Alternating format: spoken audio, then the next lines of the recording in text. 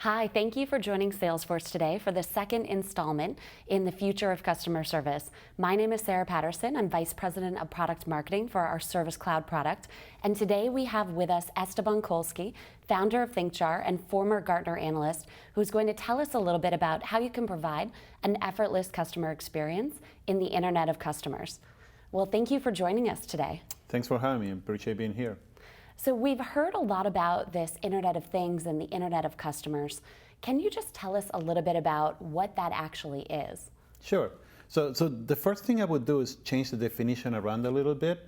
When we talk about the Internet of Things or the Internet of Customers, we make it believe that the Internet is the key part here.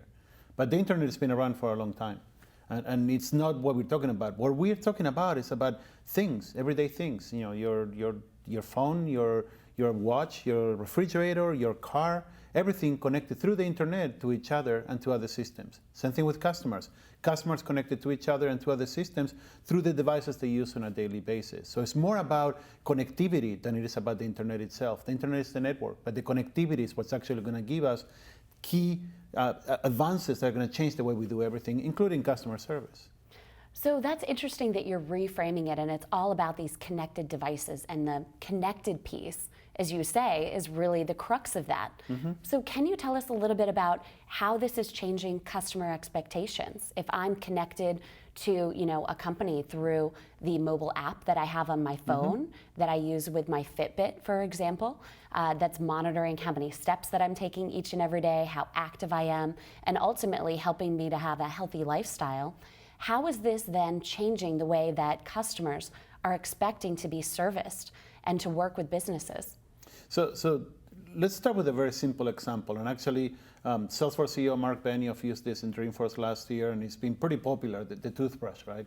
If your toothbrush is connected to the Internet, you would expect your toothbrush to analyze different aspects of your mouth. How often do you brush? How long did you brush for? Maybe if there's a cut somewhere in your mouth, maybe if there's some foreign object that shouldn't be there. I hope I would know that immediately, but it would be great if my toothbrush told me that. Or better yet, if they actually notified your dentist or your orthodontist. What if your toothbrush were to be able to determine the surface in your teeth is irregular and that you need to get some treatment? And then your orthodontist gets notice of that, and next time you visit for a cleaning, they said, oh, by the way, we know that you need this product, you should apply it this way, and within 2 weeks, your teeth will be back to normal. So it's the new anti-cavity solution. The new anti-cavity solution is the new, will make you look as great as you can be solution. It's all about the machines themselves, these connected devices become part of your life. And going back to your question, how does this change expectations?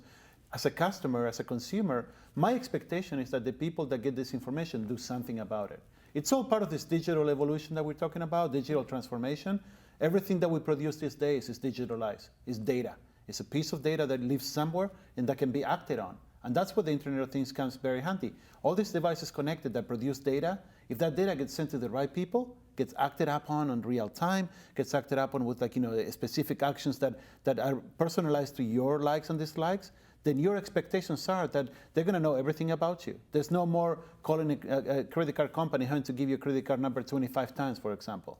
Because your phone knows who you are, verifies with your phone, and it's instant connectivity, knowing who you are and everything that you need. So the company knows all of this information about who you are before you even call in with a problem. And some might say that they might be even able to predict whether or not you're going to have a service issue.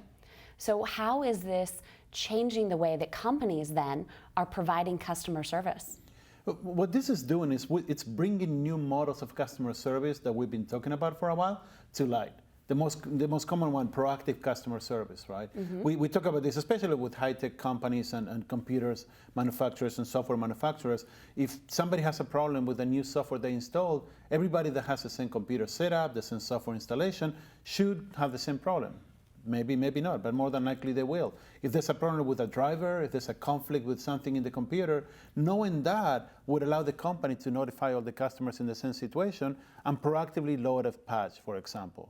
Right? We've been talking about doing this for many, many years, but we never had the ability to do it because the connectivity was not there.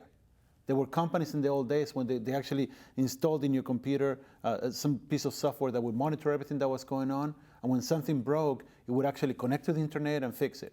Problem with that is back in the old days, the Internet wasn't so available. Sometimes you need to do dial-up, sometimes it wasn't reliable, sometimes you didn't have Wi-Fi. So now that we have connectivity, these things are becoming more of a concrete reality. So predictive customer service, proactive customer service, the ability to destroy any service issues before they even happen, it's starting to happen more and more. High tech, computer manufacturers, software publishers, these are like the leading edge, but we're starting to see medical devices, and we're starting to see refrigerators and toasters and microwaves actually notifying the manufacturer when there's a need for service, notifying the grocery store that we're out of milk.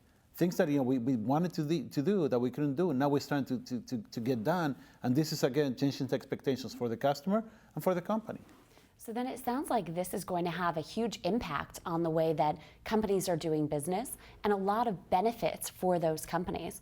Can you educate us a little bit on what some of those benefits are, why companies should be embracing this new movement? So most companies will benefit right away by a reduction in the service volumes. We have been saying for as long as I've been in customer service, there's no better service than no service. Meaning if I don't need to do anything, it's the cheapest way to do it. Proactive customer service has been proven to cost much less than a phone call or an email or a chat with a customer service representative. So first of all, we're going to start looking at a vast reduction in the number of inquiries coming in, the vast reduction in the number of calls coming in, the questions from customers. That's going to lead to a reduction in the cost. It's also going to lead to better models, new models. If your cell phone could actually update the drivers in the cell phone automatically, or could update the application automatically, like we do today. If you download an application from the App Store, it automatically updates whenever it's a new version. You don't even know it anymore, right? So when that starts happening, we start seeing new features, new releases, new things that are actually helping me do better customer service. I mean, first of all, I have a reduction in the number of inquiries that translates in cost. I have, the potential also to increase revenues through new features in the app that customers will pay for. In-app purchases is leading mobile device revenue producing by far. But if we cannot do this, then we're not able to do it. So all this automation, all this connectivity is leading to new ways to do things. And new ways to do things for companies always means reduce costs, increase revenues. For customers means better satisfaction and better expectations being met. So all along, it's a win-win for everybody when you go in that direction. And when you're talking about, cost reductions and the benefits that companies can experience from this new world, one thing that comes to my mind is, as a business owner, right, how am I going to use this and benefit from all of this technology without necessarily having to go and get new software? So the crux of it is, how can I help empower my customer service agents to use this without necessarily having to go out and change what they are doing? So can you talk about the benefit for companies that way and how this potentially changes how agents are working in call centers? Sure. So probably the biggest benefit to the agent is that by the time they get a phone call, they have a lot more information than they had before.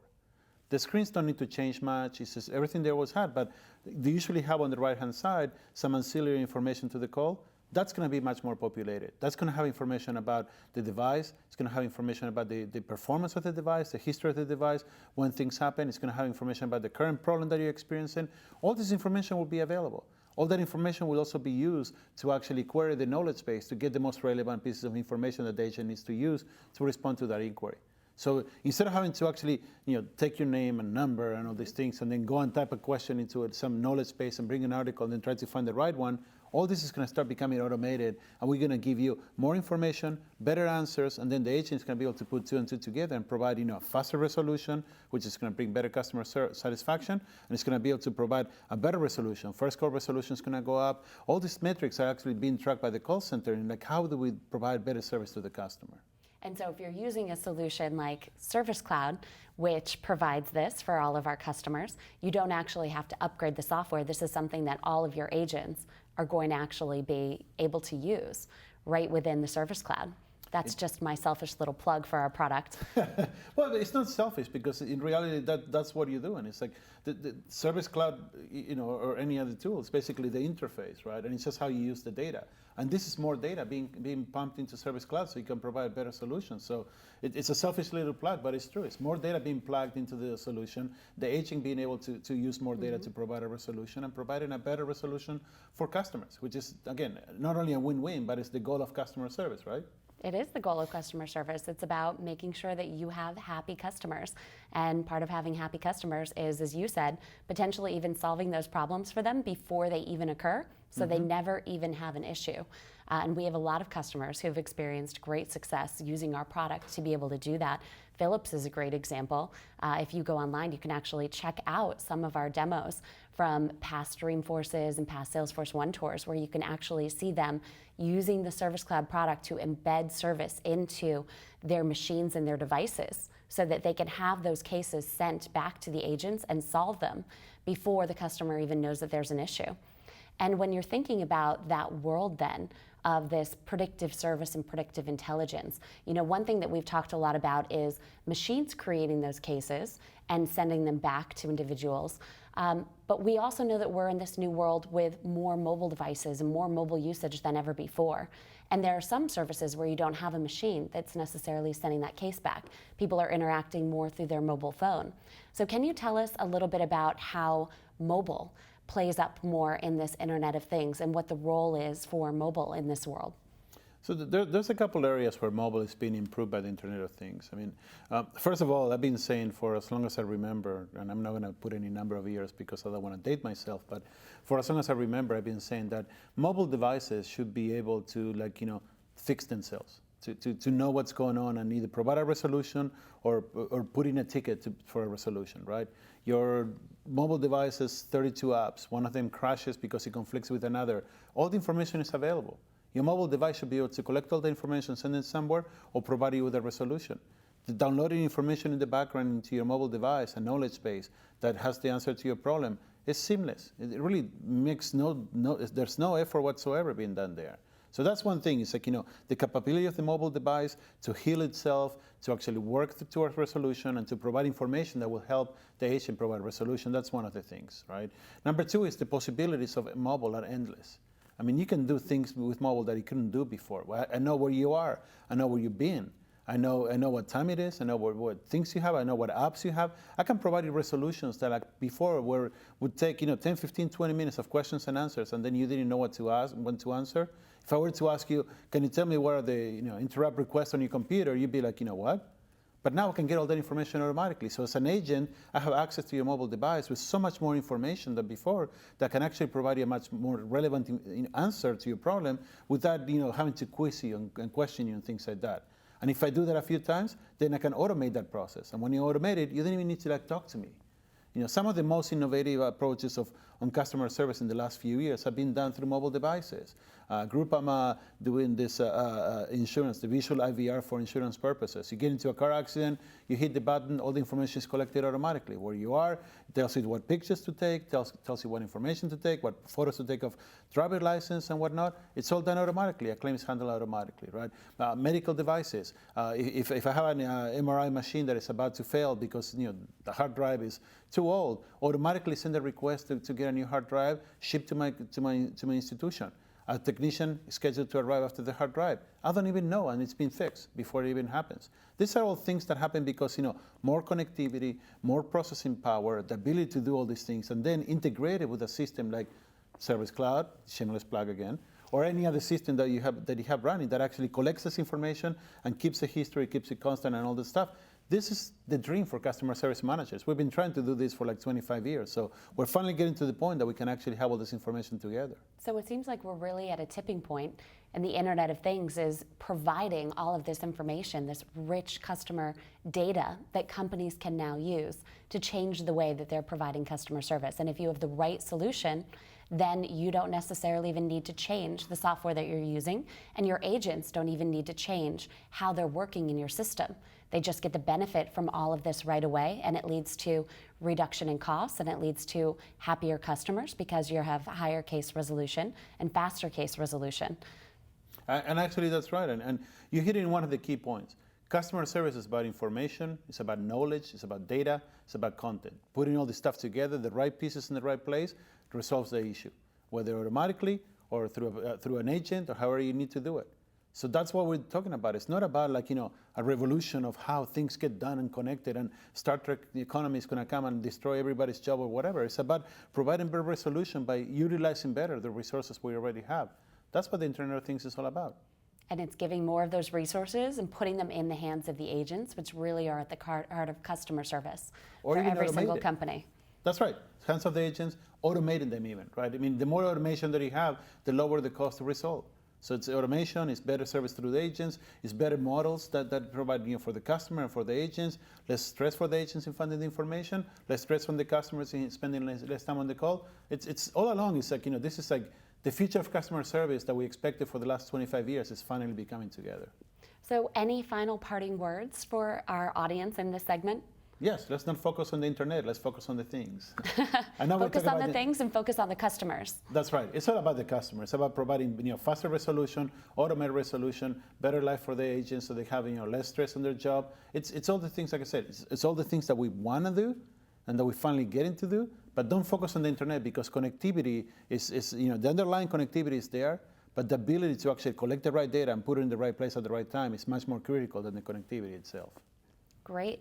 Well, thank you everybody again for joining us for today's installment from Salesforce with Esteban Kolsky about the future of customer service. And we look forward to seeing you at Dreamforce. Thank you very much. Thank you, Esteban.